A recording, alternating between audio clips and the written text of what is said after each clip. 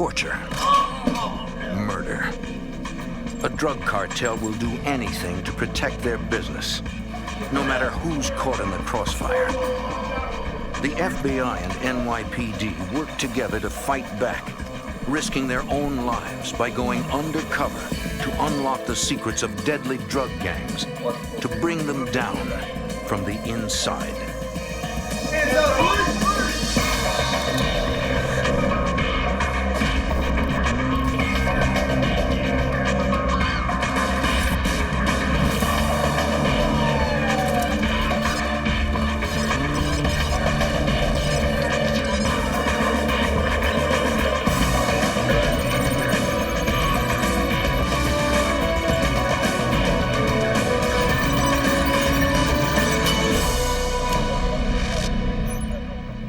When the streets of New York flooded with crack cocaine in the 1980s, a wave of violence threatened to drown the city.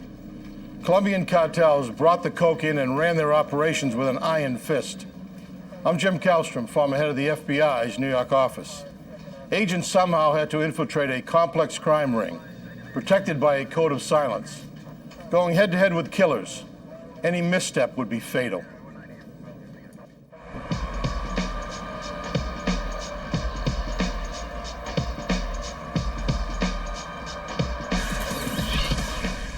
Crack cocaine. Cheap, easy to make, and highly addictive. When it hits the streets, violent crime follows. Most of the bloodshed occurs at the street level, among users and dealers. But innocent people suffer too. NYPD detective Richard Ippolito worked narcotics. There's one gentleman that owned a Chinese restaurant. Came out one night, and there was a couple of individuals involved in drugs, and they'll do anything they can do to get their next fix. Well, this particular gentleman had gold teeth, and they thought nothing of killing him. They just shot him dead, and while he's down on the ground, they pulled out their switchblades and they started prying his teeth out. In New York, the crack epidemic began in the late 80s. NYPD Lieutenant Mike Garrity. It was an extremely violent time. You had turf wars. You had people who just controlled a certain corner. If you set up to make a sale on that corner, there'd be a drive-by shooting. We were losing our youth. We were losing innocent bystanders to drive-bys. Every one of the index crimes went up. It was out of control back then. But arresting users and dealers individually does little to slow the onslaught. You know, it's never ending. It's just a constant flow. For every one or two guys you take down, there's others to replace them. The only way to stem the flow of narcotics is to find the organizations that import the drugs and dismantle them. To do this, the Department of Justice creates the Organized Crime Drug Enforcement Task Force. Known as C-13, the task force is made up of NYPD detectives and FBI agents. They know exactly who they're up against, according to Supervisory Special Agent Fernando Llanos. In New York in the early 90s, the situation was that you had Colombians in control of the drug trade. The two main drug gangs are Colombia's Medellín and Cali cartels. When the cartels ship drugs into the country, they smuggle them in by packing them among valid cargo, according to U.S. Customs Special Agent Phil Spinelli. With containerized cargo, you can conceal the narcotics in just about any type of cargo that you ship into the United States. They've liquefied narcotics and tried to put it into bottles. They've disguised it as dominoes. They've put it into cans of guava paste and cans of peaches where the peaches were completely sealed. And they ship it in through New York City, one of the busiest ports in the world. In the New York area, we receive approximately 5,000 containers a day.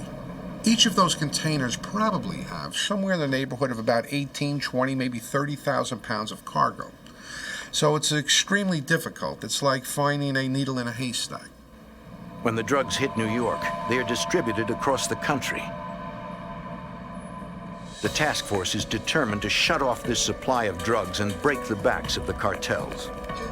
Our purpose in the task force was to build cases, try to monitor these individuals, try to infiltrate them, and take them down. To do so, Detective Eppolito immerses himself undercover in the shadowy world of drug traffickers, and he needs help. The most productive cases involve confidential informants because they know what's going on. They're already on the inside. Once the detective develops trust with an informant, doors begin to open. I had one particular confidential informant that was extremely reliable. In December 1991, the informant tells Eppolito about a man named Eduardo. He says Eduardo deals in cloned cell phones and might be connected to the Medellín Cartel. He knows the Colombian cartels desperately want to do business with the American mafia. They felt traditional organized crime was here a long time. They know all the ins and outs, all the tricks. They have all the contacts. And that's basically what they were looking for. This could be the opportunity Eppolito's been looking for to get inside the cartel. He decides to go undercover, posing as a member of the mafia in an effort to orchestrate a large-scale drug purchase from the cartel. The detective asks the informant to set up a meeting with Eduardo and introduce him as Tony Romano, his undercover identity. The informant goes to Eduardo and tells him about Tony Romano. Eduardo seems interested in a mafia connection and agrees to meet. But he warns the informant, if it's a setup, there'll be hell to pay.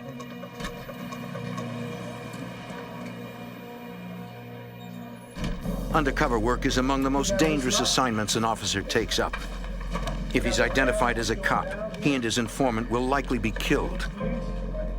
Every meeting is scripted so the undercover knows what to say and what to avoid. An undercover operation is a carefully orchestrated deal. We just don't send the undercover out there. He doesn't operate in a vacuum. What we do, we have pre-meets before we go out. We have tack plans. We go over things. We try to cover every scenario that possibly could happen. And when we decide to go out, the safety of the undercover is paramount. We have people that are assigned strictly to watch the undercover, provide security for them.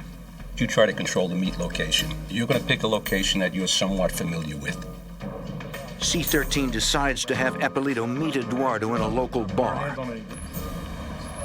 We set up outside, we surveilled, them arriving and going in, but we also sent agents and detectives, inside. The key is never appearing too anxious.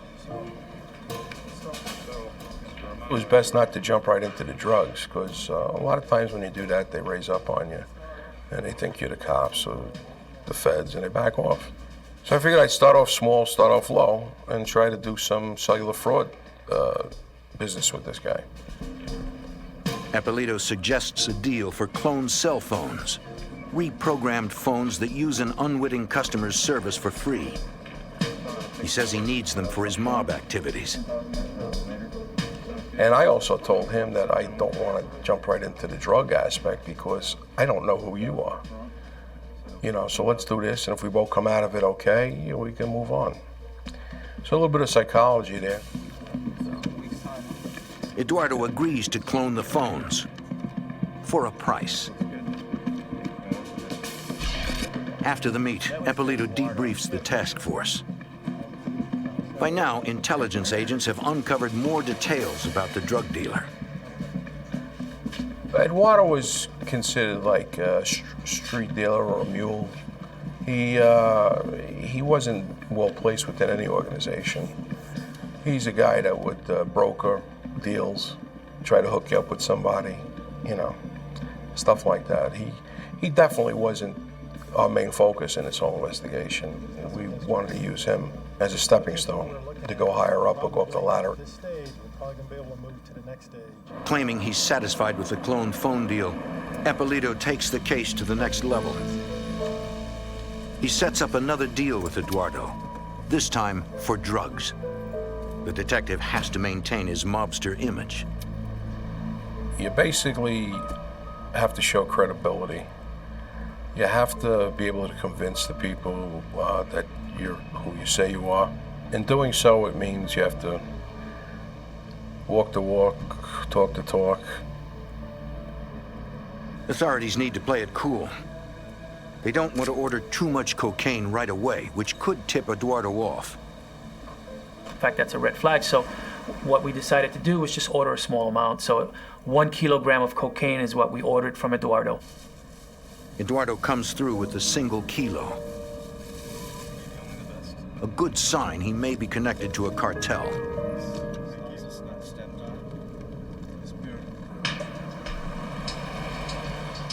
Undercover officers follow Eduardo after the deal. They need to determine if the man's really connected to a cartel. Someone who can lead them up the chain of command, or just another small-time dealer who cannot help further the investigation. Nobody knows, first of all, if in fact we really do have a narcotic smuggling organization. There seems to be hints of it, there seems to be smoke, and what we're trying to do is see if in fact there is a fire there. Investigators spot a man and a woman who might be associated with Eduardo going in and out of a house.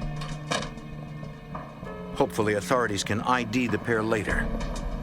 This sort of meticulous and time-consuming work is required to gather intelligence and build a case against the cartels who operate under a strictly enforced code of silence. The C-13 task force also checks the purity percentage of the cocaine Eduardo sold them. It was extremely high quality. It was in the high 90s, which was like telling you that you're basically into the source, which is what we needed. Pure cocaine means no middlemen have cut it down yet. It looks like Eduardo is a good lead into the cartels. At that point, we realized that we had somebody that could possibly take us to the types of individuals, of drug traffickers that the task force was geared to target. It's the first milestone in what will be a long and dangerous investigation. In 1991, New York's C-13 task force tries to infiltrate a Colombian drug cartel, beginning with a low-level broker named Eduardo. After one successful cocaine buy, Eduardo asks undercover detective Richard Eppolito to meet the drug dealers Eduardo represents. So he orchestrated a meet with a female individual known as, her street name was Monica. They would never give anybody their real name for fear they would be identified. As with every meet, backup agents cover Eppolito. They recognize Monica as the woman seen at the house Eduardo entered after the first buy.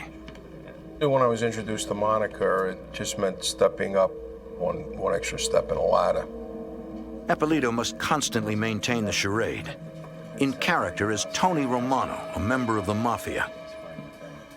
He explains he has connections in customs and can move shipments through the ports. Agents spot a man watching the meet. They realize he's the other person seen at the house, Special Agent Fernando Llanos. Colombians, as sophisticated as they were, oftentimes would conduct counter-surveillance. This was, a standard operating procedure for them. So we were wary of individuals that could be looking out to, for law enforcement.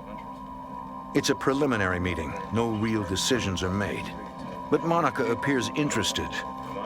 She wants to meet again to discuss details with her partner, Willie. When she and Eduardo leave, backup tails them to ID Monica's car. Later, in an effort to ID her, the task force has a uniformed officer conduct a routine traffic stop on the car. The driver is the man who watched the meet in the restaurant. The officer gets IDs on the pair. The man is Gustavo Valencia, and Monica's real name is Rocio Londaño. Investigators run the names and discover both are involved with Colombian cartels, the vicious worldwide leaders of the drug trade. With this information, the C-13 task force opens an official federal conspiracy case and brings in U.S. Customs. From the reports, Customs agent Phil Spinelli confirms Valencia's street name is Willie. Willie had been identified as being at least a distant cousin of Pablo Escobar, who was the head of the major cartel at that time. Escobar runs the Medellín Cartel, the most violent gang in the history of Colombian drug trade. He offers bounties on the heads of Colombian police officers, maintaining power by killing whoever crosses him. Since Willie's related to Escobar, the C-13 investigation takes on new urgency. They might now be able to take the investigation all the way to the Colombian kingpin. Lieutenant Mike Garrity. Ideally, in any investigation, you take it from point A to point Z. And that's what we were trying to do. We were trying to get from the lowest level to the highest level. And once we met Willie with his connections, we figured we were right on target during the course of this investigation. While undercover, Eppolito is constantly under the threat of death. He can never slip out of character. Tony Romano, the role he is playing, supposedly knows how the ports work, but Eppolito doesn't. In order to maintain his disguise, customs agents must give the detective a crash course on international transportation. It was extremely important for Richie to be knowledgeable about the ports. You have to remember, what Richie is posing as is a wise guy, a member of a mafia family. He's also purporting to have connections down at the piers, so he can guarantee the safe passage of the narcotics through customs. The only way he can convince Willie and Monica of this is to have enough knowledge of the inner workings of the pier, so when he explains to them how he intends to carry out the caper, it will be believable. It will be true. It will be accurate. Because the cartels are sophisticated enough to run their own background checks, the task force creates a full identity for the fictitious Tony Romano, complete with a long criminal record. Everyone working the case knows how important it is to hide Eppolito's true identity. They recall that in February 1985, decorated DEA Special Agent Enrique Camarena was ID'd as law enforcement by the Mexican drug gang he infiltrated. Gang members kidnapped him, tortured him, then stabbed him to death. The C-13 task force wires Eppolito to get incriminating conversations on tape. They are all aware that if Eppolito is discovered, it could be a death sentence. In previous meetings, no one has patted him down. But that could change. In this type of work, it's very easy to explain them finding a gun on you. I mean, that's part of doing business. You're going to have a gun on you. But it's extremely difficult to try to explain that little wire sticking up taped to your chest. Above all, Eppolito has to become his character fully to reduce suspicion. And I had to dress like the wise guys. I had to talk like the wise guys. I had to have a flashy car. I had to have the jewelry. Soon, Eppolito meets Willie. As he moves up the organization ladder, the criminals become more savvy. It gets tougher to fool them. We're talking about people doing a substantial period of time in jail if caught. Therefore, everybody has a sixth sense. Their very existence depends on whether or not they have a sixth sense or an antenna that goes up. And they're there to question Richie. They're there to make some determination. Is he somebody who is reliable, dependable, and can they do business with him? There they are. The task force listens in and covers Eppolito. And they're basically your buddies, too. They don't want to see you get hurt. So it's a good feeling knowing that there are guys there to back you up. The task force slowly makes its way toward the heart of the cartel, knowing that at any moment, a single mistake could be deadly. Undercover detective Richard Eppolito, posing as a mafioso named Tony Romano, meets with Colombian drug cartel members. He's backed up by other members of the C-13 task force, some of whom act as mafia bodyguards. Eppolito tells suspects Monica and Willie that if they can get the cocaine to the New York docks, he can move it past customs into his secure warehouse for distribution. Customs agent Phil Spinelli. That was very appealing to the Colombians because they need somebody to pick up these containers full of narcotics at the piers. After the meeting, undercover agents follow the suspects. They note an interesting aspect of Colombian drug traffickers, according to Supervisory Special Agent Fernando Llanos. They took a low-key approach. Colombians did not drive around in Mercedes-Benzes and Porsches and flashy, expensive vehicles. They didn't dress particularly in an expensive way. They didn't particularly wear expensive jewelry, a lot of gold and so forth. They made every effort to remain low-key, and we saw that with Monica and Willie. From additional sources, investigators developed more intelligence on the couple. Was believed that they had loads in the past entrusted to them that had been lost. And therefore they lost favor, they lost money, and they were obligated to the cartels. When Willie and Monica lost the drugs, the cartels made one thing very clear. Make good on the debt or die. That pressure should help move the task force's case forward. Of course, the people that are indebted to the cartel are looking to get out of debt with the cartel and are willing to take more chances to hopefully make a bigger score to be able to get even. Through Monica and Willie, investigators expand the investigation and pierce the cartel's secret world, according to Detective Eppolito. One of the goals was to establish enough probable cause to get court-ordered wiretaps to further enhance the case, gather intelligence, basically know what the bad guy's going to do before they actually do it.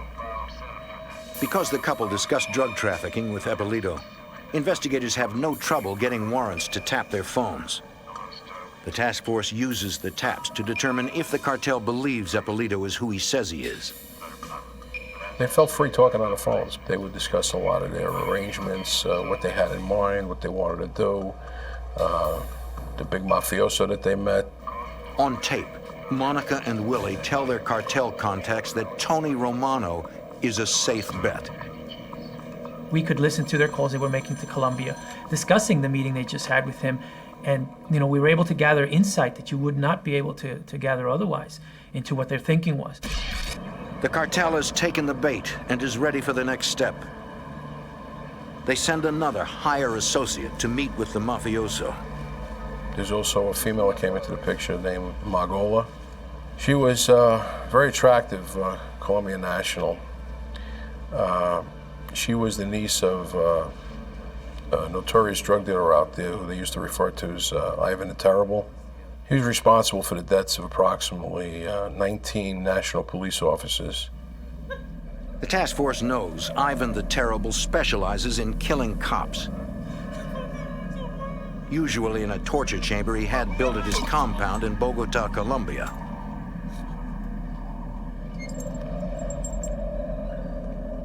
Eppolito must continue playing his role and needs to convince Magola that he's a mafia wise guy or risk being killed. And he's the perfect cop to do it. He grew up with some, quote, mob people. He knew how they acted. He had the looks. He knew the way to act. He knew the way to dress. And you give Richie a little bit of leeway. You give him a script and he could play the role to a T, and he was absolutely excellent in playing his role. Eppolito notices one of Magola's associates has a gun and must decide whether to call for help from backup.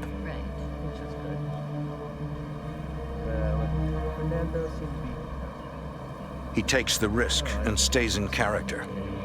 He doesn't want to blow the case. Backup knows what to do if anyone gets suspicious of them. Is that possibly somebody is making us?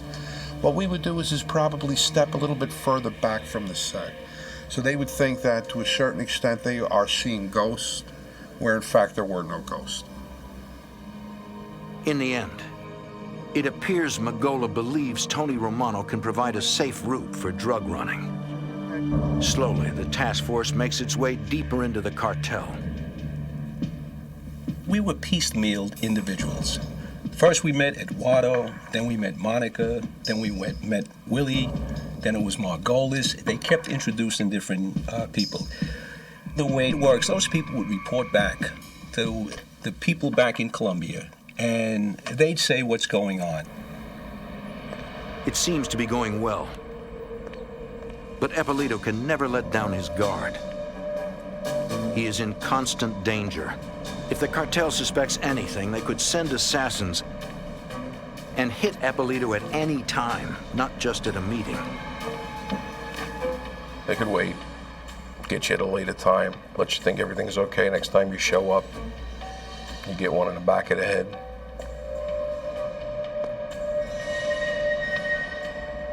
I feel very uppity, very alert.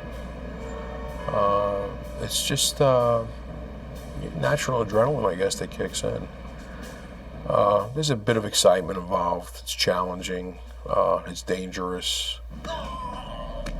Any mistake could mean another murder of a dedicated law enforcement officer. New York investigators try to infiltrate Pablo Escobar's Medellín drug cartel and dismantle it. As the case builds, the C-13 task force puts more resources into it, including an office for undercover detective Richard Eppolito's mafia character. We also had an undercover office in Floral Park, Queens. Then it was wired for both video and audio to document meets and gather evidence. It's the best place for monitored meetings, according to Lieutenant Mike Garrity. We were able to bring the people there. We were able to record the conversations. We were able to videotape every one of these conversations. When Monica and Willie show up to the office for a meeting, they're watched the entire time. FBI Special Agent Mary Setzer acts as Eppolito's receptionist. We met in the office approximately 2 or 3 times a month. My responsibilities were to answer the door when the subjects arrived, announce them to the undercover, and then usher them into the office. She's there for protection, but she's also part of the act. Richie frequently tried to ease the tension by making fake phone calls to me from the office during his meetings. He would pick up the telephone and say, "Make sure that order arrives tomorrow. Get that fax out." It's all done to convince the cartel members the detective is actually Tony Romano. You have to establish credibility with these people. If you say who you are somebody, you have to show them, you have to prove it. So we set up this operation to bring them there and put them at ease. Plus it served as a meeting place. It was out of the view of the public. They felt secure. They felt safe. It's a slow process as the task force orchestrates a complex fraud against wary adversaries. Supervisory Special Agent Fernando Llanos. These were savvy people. These were people that were involved in drug trafficking for many years in Colombia and elsewhere outside of Colombia, in furtherance of the cartel's major worldwide distribution effort. Throughout the whole investigation, we were always concerned that there would be a slip-up, that something inappropriate would be said, or perhaps that surveillances would be made that would give the whole thing up. If the cartel ever suspects anything, they would likely kill Eppolito and his informant. On rare days off, Eppolito needs a reason he can't meet Monica and Willie. He tells them he often goes to Atlantic City to tend to the mafia business there. Eventually, Monica and Willie ask to see the Atlantic City operation. Eppolito's got a problem. He has no real business in Atlantic City. The team scrambles to create an elaborate ruse that will trick the drug dealers. Took them all to Atlantic City. That's another credibility thing. They wanted to see where I spent my weekends, where I hung out. So we took them to the casinos. The Jersey State Police were very instrumental on setting up the casinos where I could, walking like I was a big shot. We could comp them. We got them rooms. We dined like kings and queens. Backup is all around. The entire undercover operation is carefully scripted, and nothing is left to chance. The task force wants the cartels to see everything they need to see to believe Ippolito is a mafioso. They even send in an undercover officer to act as a mafia captain and ask the informant for a meeting with Ippolito. The informant talked to Richie. Richie walked away, but in clear view of the other participants. The other individual, as prearranged, threw his arms around Richie, greeted him, kissed him on both cheeks, and he handed him an envelope with a wad of money. And Richie sent him on his way, walked back to the table, pulled out the wad of money in the envelope, leaped through it, put his back, and Richie complained that he's always working. Even in Atlantic City, he can't catch a break. And these people were totally impressed with this.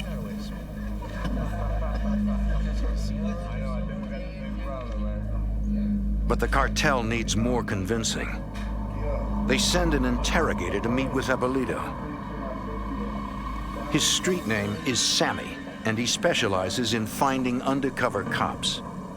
Sammy was somebody, he was a wild card that was introduced to the investigation. He was, an enforcer, somebody that apparently, was capable of, determining whether somebody was, a law enforcement officer, obviously. The room is fully wired, and agents watch from an office in the hotel. In touch with backup stationed near the room. They must protect Ippolito, but they can't move too soon. You have to make a decision basically in a split second. And if you make the wrong decision in a case like this, let's say to move in, you could blow maybe about a year's worth of investigation. Now, if you move too slow, you could lose an undercover. Sammy starts the interrogation. I didn't pat him at the door to see if he was armed or not, but a lot of these guys are armed and you gotta be careful. And I had to make sure I came up with the right answers because if we had any inclination that I was either a bad guy looking to rip him off or law enforcement, God knows what might have happened. Ippolito knows backup is there, but it's still a tense situation. There's always a signal that's set up between you and the backups in case something goes wrong, or a code word. And you let loose with the signal or the code word, they just take the whole thing down. Several times, Sammy hints that he thinks Ippolito's trying to trick them. We were extremely close there. We could have got in there in a couple of seconds, but those couple of seconds could have meant life or death. So it is a gut-wrenching situation. As Sammy continues to press Ippolito, agents fear that one wrong answer could destroy the entire investigation, and Detective Ippolito would be killed. Undercover Detective Richard Ippolito faces off against an interrogator from Pablo Escobar's drug cartel, a man known only as Sammy. He demands details of Ippolito's past crimes to prove he really is a mafioso. Agents watch the meet, ready to send in backup. At some point during the interrogation process, I felt I had to put a stop to it before either I said something that I couldn't back or the informant. And I basically stood up. I told him, I says, listen, I says, do you really expect me to tell you everything I've done? Do you expect me to tell you the people I've killed? The people I've dealt drugs with? I says, for all I know, you could be a cop, you could be an agent. I says, I told you what I'm going to tell you. The detective takes a risk, in character as Tony Romano, demanding more respect. I says, here's my hand. Either you feel comfortable with me, or it's a pleasure meeting you, and I'll take my business elsewhere. The tension rises. And he got all upset. He walked off to the side, talking to them. There was some hollering and screaming in Spanish, of course, which I didn't understand. Sammy and the others might be planning something violent, But Ippolito can't back down now. You can't show that you're intimidated or afraid of them. I mean, that's the worst thing.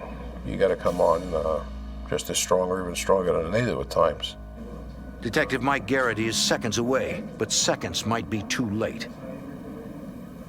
We were getting ready to move in, but Richie handled it excellent. He was able to get out of it. Watch post number 1, all units stand down, stand down. Everything's okay. Finally, Sammy decides Ippolito is the real thing. He came back, smiled, shook my hand, and said, "We'll be doing business." Once again, the detective has conned the criminals. Customs agent Phil Spinelli. It's all part of being an undercover. It's all part of being able to act calmly under pressure. And Richie, of course, being the pro he is, handled it very well. Before the drug traffickers leave Atlantic City, Sammy decides to test the informant, according to Supervisory Special Agent Fernando Llanos. All of the subjects asked the source to go to one of their rooms to talk to him. And fortunately, we had an adjacent room, and we're able to listen in to the conversation. The informant is a civilian, not law enforcement, and might not hold up to the pressure of the interrogation. Agents watch as Sammy tries to get the informant to double-cross Tony Romano. He pushes hard. Got a little heated at times. The backup teams thought they were going to have to go crashing through the door and rescue the informant and just basically take the case down at that point. It's a big case, but not worth a man's life. You have to take calculated risks, and this was another instance where we needed to do that. Can we respond quickly enough? Can we get into the room if this man whips out a gun, or a knife and puts it to our source's throat? The informant refuses to betray the powerful mafioso.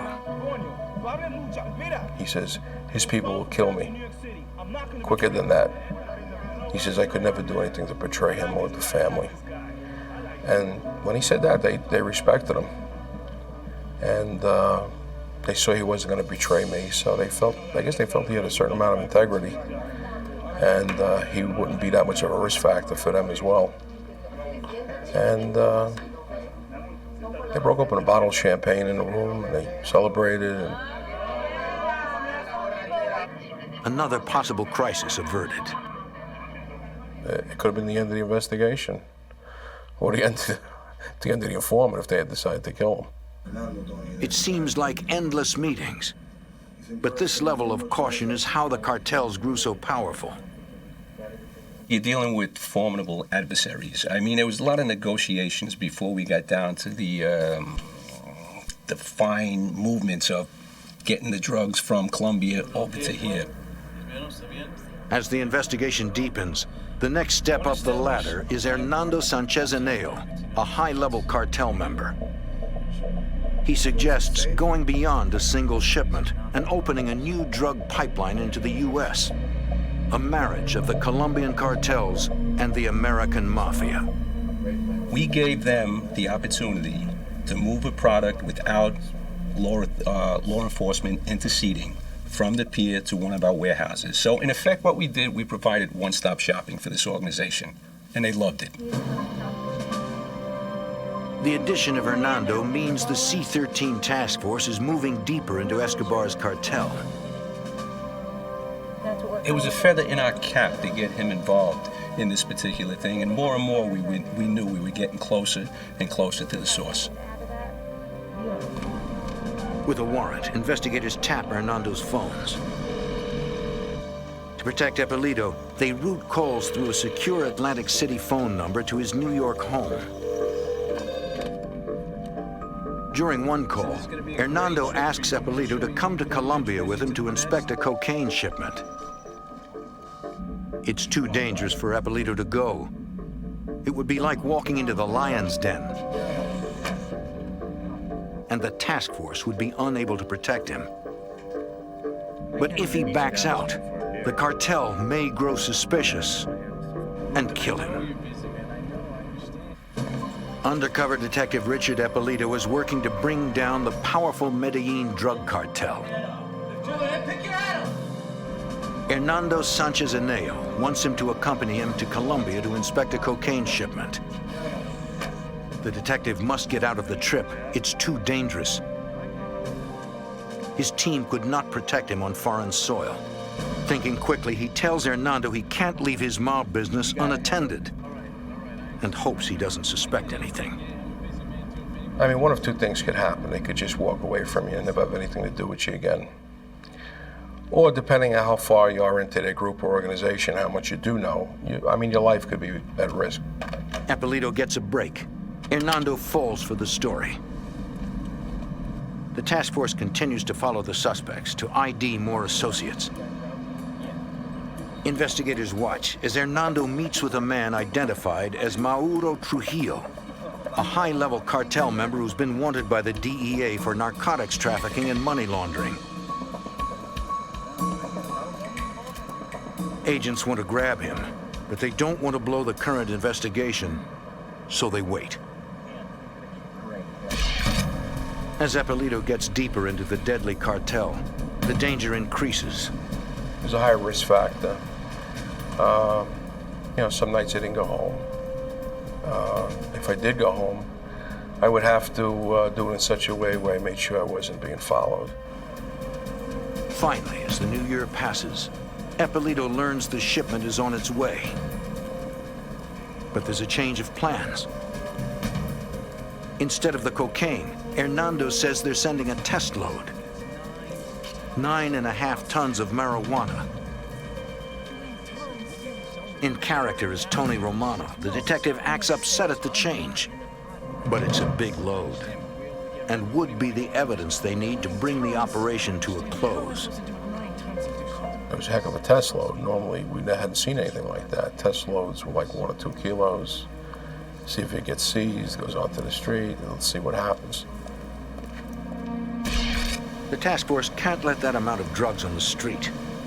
When the load arrives at the New York docks, undercover investigators transport it directly to Eppolito's warehouse. The investigators need to check the container's contents. But there's a seal on its door to ensure no one has opened it. It's a common practice in international shipping. Agents need to find a way to get inside and keep the seal intact. U.S. Customs Agent Phil Spinelli. What they were able to do is to detach the door without breaking the seal. At first, it looks like a normal shipment of clothing.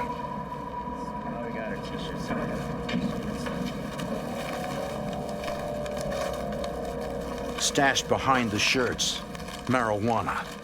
Literally tons of it. We recovered somewhere in the neighborhood of about 272 cartons or crates containing 19,000 pounds of marijuana valued in excess of $22 million. They're definitely dealing with a major cartel. It's not easy to put together 9.5 tons of marijuana. These people had the resources to do all this. These were bad guys, major violators. They, they plagued this country with this stuff, and they just needed to be taken down and bring a halt to their operation. For prosecution, the C-13 task force needs the suspects to complete the transaction and accept the shipment. Eppolito invites them to the warehouse. And of course there was video and surveillance equipment in place. We had one of my workers come with a big bolt cutter and cut the seal on the back of the container. And I handed them the seal. I said, here's a souvenir for you. And they could see that the load was sealed. It wasn't tampered with. It got here in one piece. And I happened to have an Italian switchblade on me, by the way. I cut it open, and they examined it, and they were happy. They saw it was the stuff they had sent over, and they also wanted to take some back with them. But Eppolito can't let the drugs hit the street, and uses the cartel's unplanned switch from cocaine to marijuana to his advantage. I said, now you screwed me, and this is basically how it's going to go. You're going to do what I tell you to do. I want those 5,000 kilos here. When I get my drugs, then you get your marijuana. The suspects panic. They are desperate to take control of the drugs. Shockingly desperate. Monica actually offered up her baby to me as a form of collateral and good trust. It's a stunning move no one expects.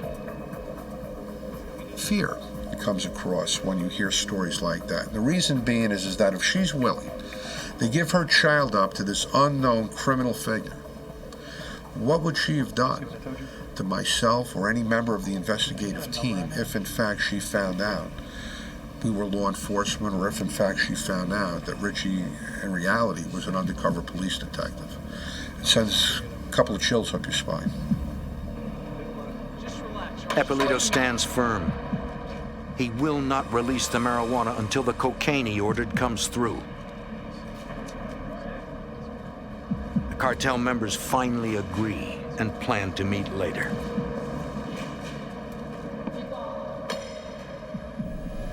While C-13 plans arrests, Eppolito faces increased pressure from angry cartel members. No, I can't do that. It got pretty heated during these latter meetings because they kept pressuring him to release the drugs, to release some of the marijuana so they could then sell it.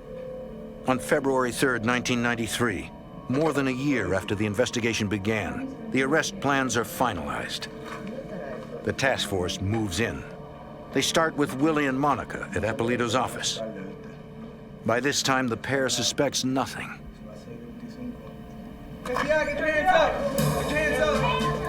They were bewildered. They didn't know what was going on. Guys coming with shotguns, guns out, bulletproof vests on. Then, the man they knew as Tony Romano emerges. I went out there to speak to them and try to get them to cooperate. And I told them, I'm the police. And I guess they felt betrayed and that I had deceived them, which I did, in the interest of justice. And Willie actually looked at me with tears in his eyes and he says, how could you do this to me? I said, well, Willie, I says, you come into this country, you bring this stuff, you destroy our people, our youth. I said, I'm a police officer, I'm a detective. I says, I'm here to uphold the law. I says, you broke the law. I said, you people are under arrest. And I was in, I walked out of the room. FBI agents, FBI agents. Within 24 hours, C-13 arrests Hernando and 6 other co-conspirators. Magola is never found, having fled to Colombia. Eduardo, Monica, Willie, Hernando, Trujillo, and others are each charged with multiple counts of conspiracy to distribute narcotics. FBI Special Agent Mary Setzer. They all pled guilty. However, Mauro Trujillo, also known as Restrepo, fled the country and left for Colombia. The FBI is looking for information regarding the whereabouts of Mr. Trujillo. If anybody has that information, they can call the New York office of the FBI at 212-384-1000. More than a year of dangerous undercover work by the agents and officers of the C-13 task force helped cripple a drug cartel many thought was unstoppable.